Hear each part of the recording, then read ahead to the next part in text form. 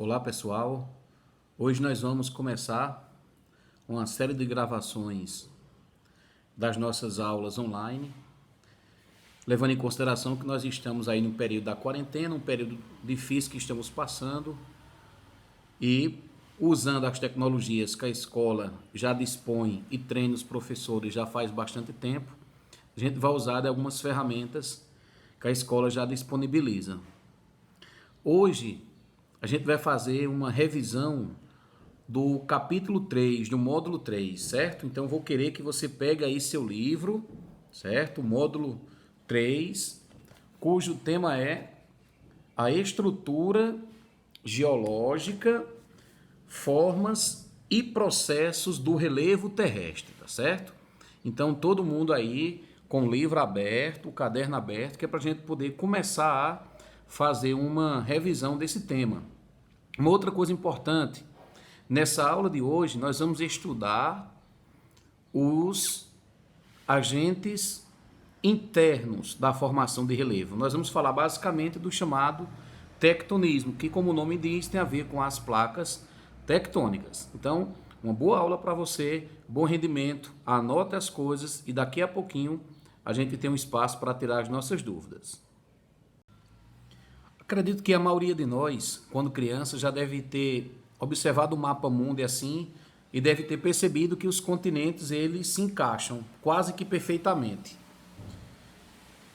E isso foi percebido pela primeira vez, você tem isso aí no seu livro na página 363, na página 363, tem essa informação que eu estou lhe dizendo agora, que a primeira pessoa, o primeiro cientista, filósofo, a perceber esse encaixe entre os continentes foi o filósofo inglês Francis Bacon.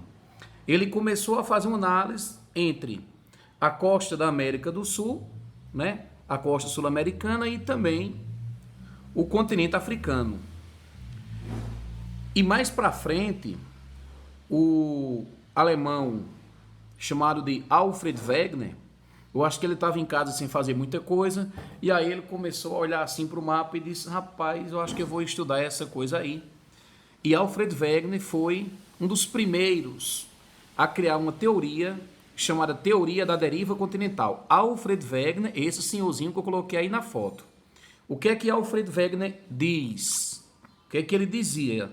Alfred Wegener ele criou uma teoria chamada teoria da deriva continental. Segundo Alfred Wegener, os continentes que hoje estão separados, no passado geológico da Terra estavam juntos, no que ele chamou de Pangeia. Pan significa tudo ou toda. Geo ou geia ou geia significa terra, ou seja, toda terra junta. Todos os continentes, aí há aproximadamente 200 milhões de anos, era apenas uma grande massa de terra que ele batizou de Pangeia, tá certo? E Alfred Wegener também ele vai dizer que você tinha a Pangeia e em volta dessa Pangeia você tinha um único oceano chamado de Pantalassa. Então, isso que a gente está revisando aqui, você já viu e tem aí na página 363. Inclusive também na página 363, você tem a disposição dos continentes atualmente e como era aí no passado. Uma outra coisa importante para a gente se perguntar é o seguinte, professor, o que é que Alfred Wegener, como é que ele justificava que no passado geológico da Terra, esses continentes que hoje estão separados estavam juntos?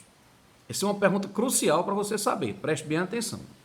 Alfred Wegener, ele utilizava basicamente dois argumentos. Ele dizia o seguinte, os continentes eram juntos no passado, há 200 milhões de anos, primeiro pelo formato, como eu disse anteriormente.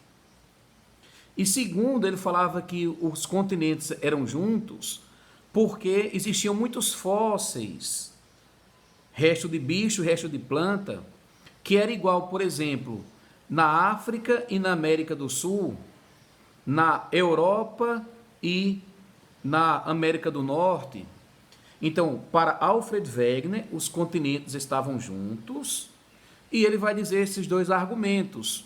Ele vai dizer o quê, portanto? Que o formato dos continentes é muito parecido, fazendo com que eles se encaixem, e também ele vai dizer que os fósseis são também iguais, se não também parecidos, né? Ele vai dizer também, ó, algumas espécies vivas que você tem na América, você também tem na África. Olha, pessoal, ele ficou desacreditado na comunidade científica na época, na comunidade científica europeia, porque ele errou a velocidade com que os continentes se separavam. Mas uma coisa importante você saber, no tempo de Alfred Wegener, a gente não tinha nem a metade dos recursos tecnológicos que nós temos hoje. E aí, quando vai ser lá nos anos 60, lá nos Estados Unidos, dois estadunidenses, que você encontra aí na sua tela, do seu lado esquerdo, o que é que eles vão fazer, né? Primeiro, quem são eles? Robert Dietz e R. Hess.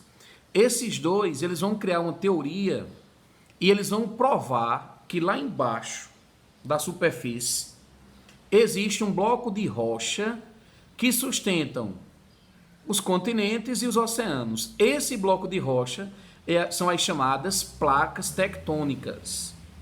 Certo?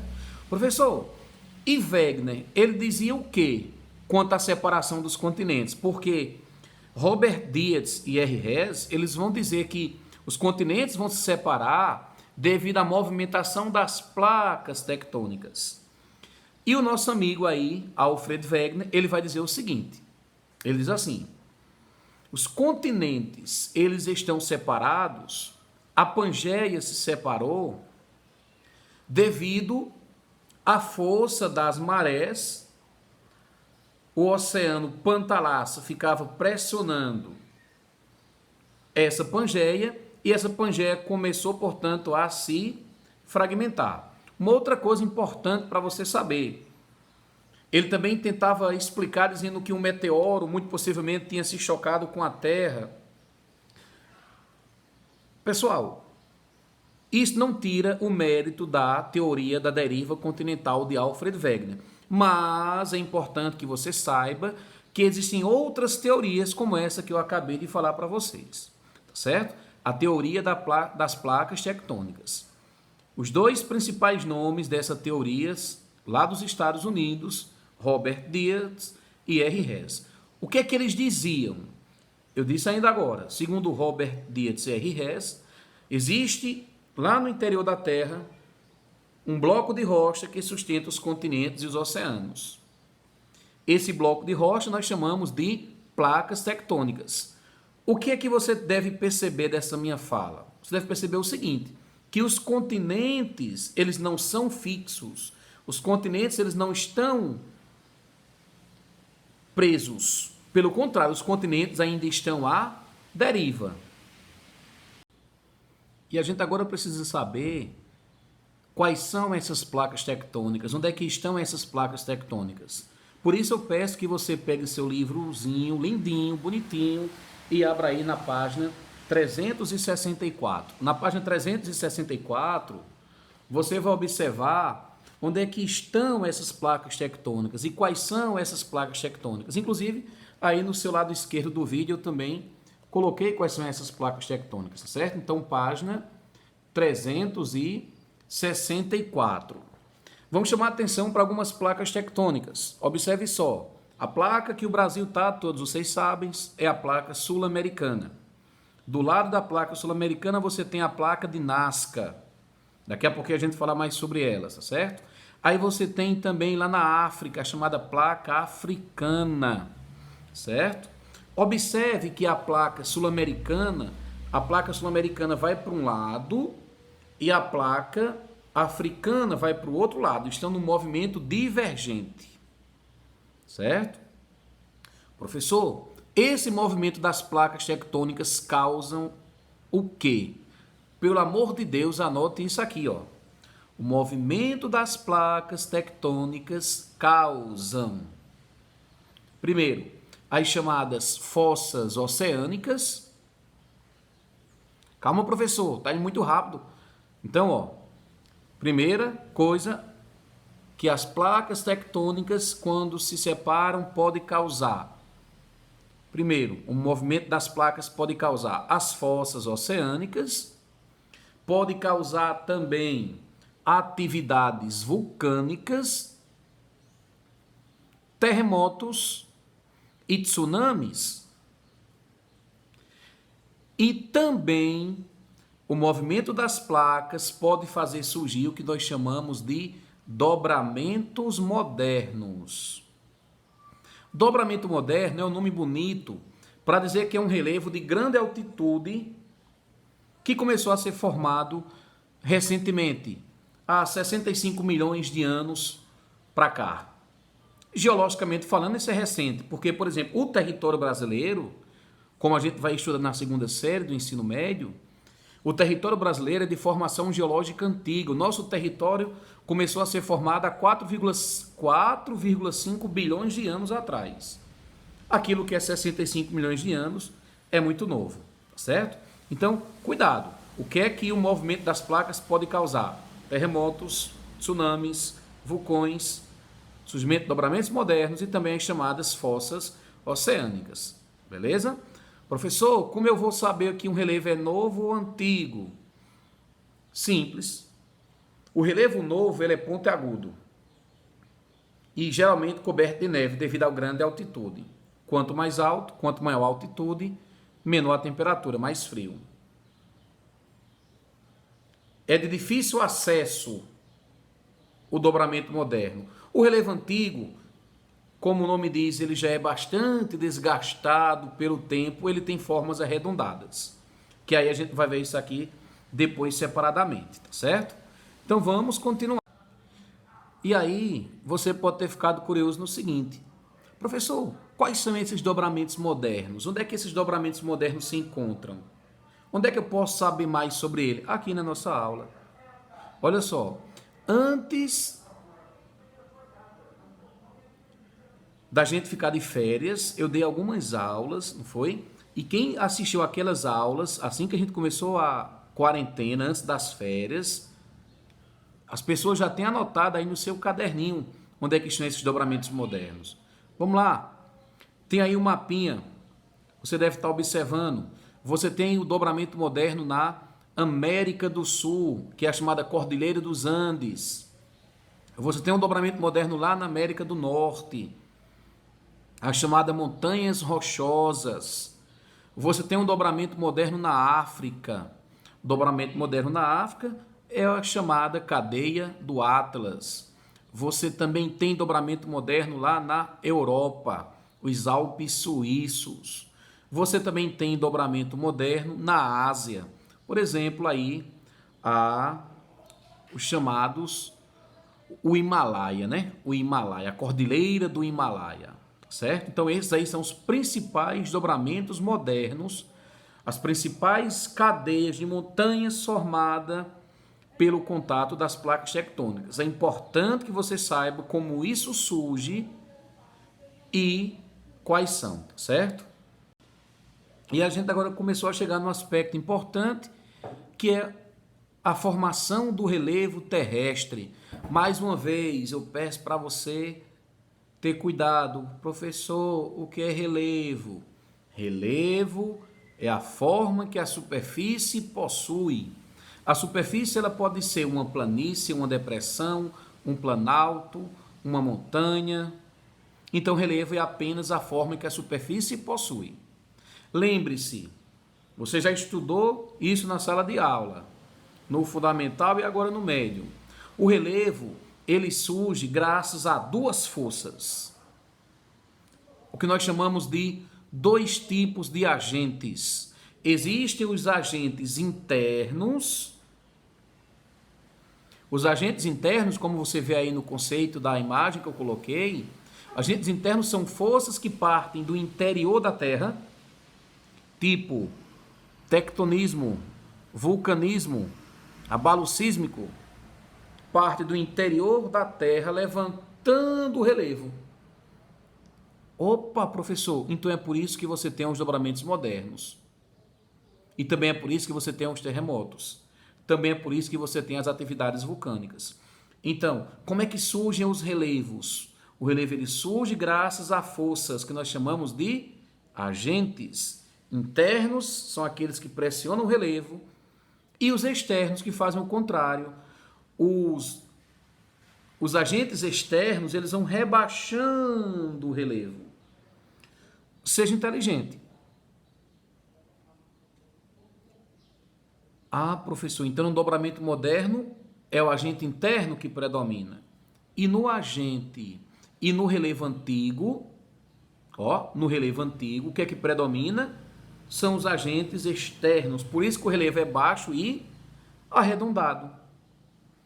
Guarde isso aí, que isso é de fundamental importância você saber. E aí eu vou pedir também que quando for hoje à tarde, você dê uma olhadazinha, leia direitinho, bonitinho a página 365. Na página 365, o livro está explicando de maneira bem fácil quais são os tipos de movimentos das placas tectônicas. Na página 364 e também na página 365. Lembrar que existe um movimento quando as placas estão se encontrando, movimento convergente. O movimento convergente pode fazer com que uma placa tectônica mergulhe sobre a outra. Quando uma placa mergulha sobre a outra, é o movimento de subducção. Quando as placas se separam, é o movimento divergente. E quando fica uma do lado da outra, como na falha de St. Andreas, lá nos Estados Unidos, na Califórnia, é o movimento tangencial. Então você vai depois pegar o livro, página 364 e 365 e vai dar uma lidazinha. Só que eu preciso lhe dizer um segredo. 80% dos vulcões acontecem no mar. Por quê? Como eu vou lhe mostrar um slide daqui a pouco, lá na frente. Pode ser o próximo, inclusive. Então, no mar, quando você tem um movimento de subducção, na brecha entre as placas, aqui entra a água. E a água vai ativar a câmara magmática. E aí começam as explosões vulcânicas. E aí começam a surgir as ilhas. Coloquei algumas ilhas lá no final dessa aula, tá certo? Então, saiba, 80% dos vulcões acontecem no mar devido ao movimento de subducção. Quando uma placa tectônica mergulha sobre a outra, entra água na brecha dela e começam as erupções vulcânicas. E aqui nessas imagenzinhas, mais movimentos tectônicos, como eu falei anteriormente. Uma coisinha para você ficar preocupado, uma coisinha para você ficar preocupada. Tá vendo essa falha de St. Andreas aí do seu lado esquerdo, no slide que eu coloquei? Ela está lá na Califórnia, como eu disse antes. Ela está numa das regiões mais importantes para a tecnologia atualmente. Lá na Califórnia existe o que nós chamamos de Vale do Silício. No Vale do Silício, lá na Califórnia, você tem só a Apple, Yahoo, o Google, Facebook, HP, Intel, Microsoft, o chamado tecnopolo, ou seja, um polo de tecnologia. O que eu estou querendo dizer é que existe uma tendência grande para que no futuro, talvez não tão longe assim, um grande terremoto possa destruir boa parte dessa área. E como é que ficam as nossas tecnologias? Então, falha de St. Andreas, lá na Califórnia, nos Estados Unidos. Mas também não é só lá que está ameaçado, não. Existe uma área que nós chamamos de cinturão de fogo, ou círculo de fogo, ou ainda anel de fogo. Toda essa área que no mapa você está vendo aí destacado, são áreas do contato entre as placas tectônicas. Professor, o que é esse cinturão de fogo? É a área de contato entre as placas, abençoado. O cinturão de fogo é, na verdade, uma área que está muito sujeita a acontecer terremotos, vulcões e tsunamis. Professor, e o Brasil? Não. O Brasil não faz parte do cinturão de fogo. Não que a gente não tenha terremoto. Tem. Poucos, leves, mas temos. Não é o tema da nossa aula, os terremotos no Brasil. Assunto da segunda série do ensino médio. Certo? Então guarda esse nomezinho. Cinturão de fogo, círculo de fogo ou anel de fogo. É uma área de contato entre as placas que acontece muitos o quê? Terremotos, vulcões e tsunamis. Inclusive esses dias, a gente está aí na quarentena, esses dias alguém chegou e disse, professor, está tendo meio mundo de vulcões agora ativos no mundo, professor. Como é que pode ter alguma coisa a ver com a... Não, fique tranquilo, não tem nada a ver com a quarentena. Isso aí sempre existiu, né? Sempre, de alguns milhões de anos para cá, esse cinturão de fogo, de vez em quando, ele entra em erupção. Como, inclusive, mostra aqui seu livro, deixa eu só procurar, eu acredito que seja até a última página desse capítulo, ele fala sobre isso.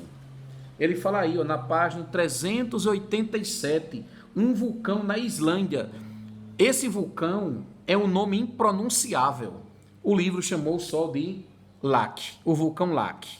Esse vulcão entrou em erupção e aí aquela fumaça acinzentada tem um nome. Guarda esse nome. Vou anotar aqui, ó. Fluxo piro de fogo, piroclástico, fluxo piroclástico. O fluxo piroclástico é aquela fumaça que sai da erupção vulcânica. E essa fumaça, ela dificulta bastante os aviãozinhos. E quando esse vulcão entrou em erupção, meu amigo, foi prejuízo para as companhias aéreas no mundo, certo? Então, cuidado com esse nome, cinturão de fogo. E agora, eu já falei disso, cinturão de fogo, e aí do lado esquerdo tem como um vulcão pode ser organizado, certo? Eu coloquei uma surpresinha no final do vídeo. Eu me lembro que o ano passado a gente estava numa live de revisão e quem assistiu a live deve estar já pensando na surpresa. Quando eu chego na sala de aula, algumas pessoas perguntam, professor, e daqui a pouquinho você vai ver qual é essa surpresa. E agora, para a gente encerrar, algumas ilhas vulcânicas. O Brasil tem principalmente uma ilha vulcânica, que é Fernando de Noronha, turismo caríssimo e modelo de sustentabilidade. Você também tem o Havaí, você também tem Bahamas, você tem vários outros lugares do mundo que são ilhas, países que são de formação vulcânica. E também uma imagenzinha bela aí do lado esquerdo que tem os chamados geysers ou o jato de água quente. E eu peço também para você ler a página 387, porque tem falando daquele vulcão que em 2010 ele entrou em erupção, atrapalhando aí o setor aéreo. Inclusive esse vulcão que eu tinha dito de nome impronunciável, ele só tem... Olha só as vogais que ele tem. Depois eu vou dar um ponto para quem conseguir falar esse nome desse vulcão, viu? Uma vogal, duas, três, quatro. Quatro vogais apenas. Um nome gigantesco. O vulcão lá da Islândia, que a gente chama carinhosamente apenas de Laki. Tá certo, pessoal? Eu espero que você tenha aproveitado a aula, feito suas anotações. O link vai ficar disponível para você quando desejar assistir. Um abraço e uma grata surpresa agora